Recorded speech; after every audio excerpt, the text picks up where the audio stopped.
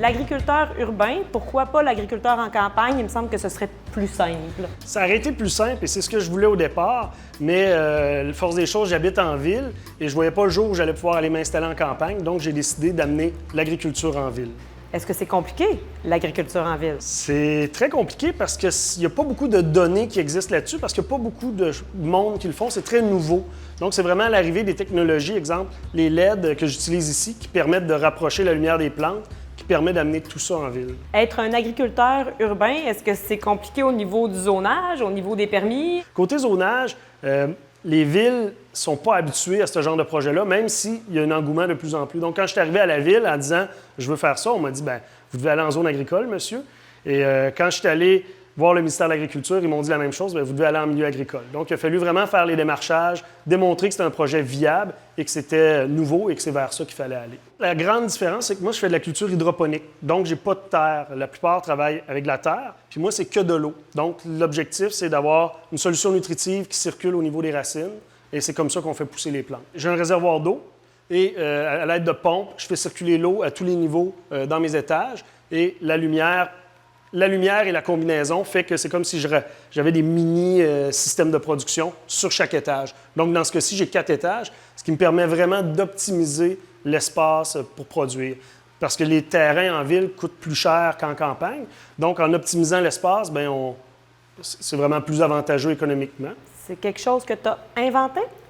Je me suis inspiré de ce qui existait, puis je l'ai adapté pour que ça réponde à mes besoins puis de la façon que j'avais envie de travailler. Donc, tu es le seul au Québec à faire ça? À ma connaissance, oui. De cette façon-là, oui.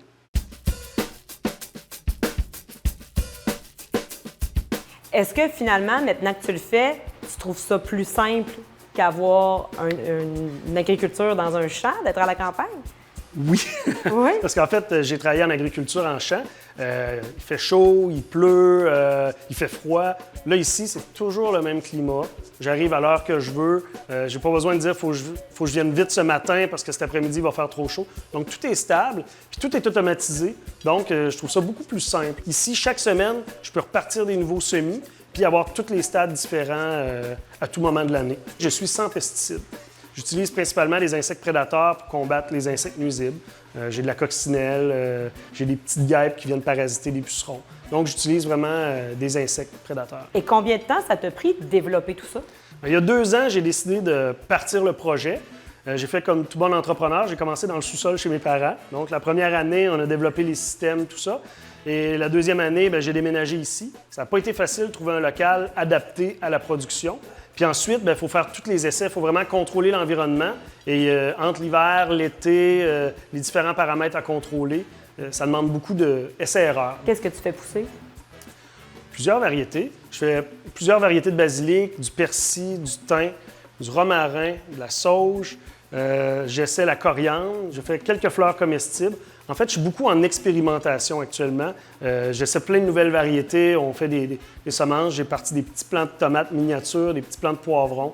On va voir ce que ça va donner. Éventuellement, est-ce que tu pourrais aller vers les carottes ou des légumes? Les légumes racines, c'est plus compliqué. Puis les légumes comme les poivrons, les concombres, ça demande beaucoup d'espace. Donc, principalement, moi, j'ai misé sur les fines herbes et les petits plants courts.